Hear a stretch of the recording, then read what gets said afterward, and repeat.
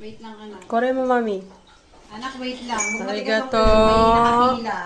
Ngayon ang mami namin, taga-luto, taga-prepare ng baon. Ayun naman si ate, si Bunso.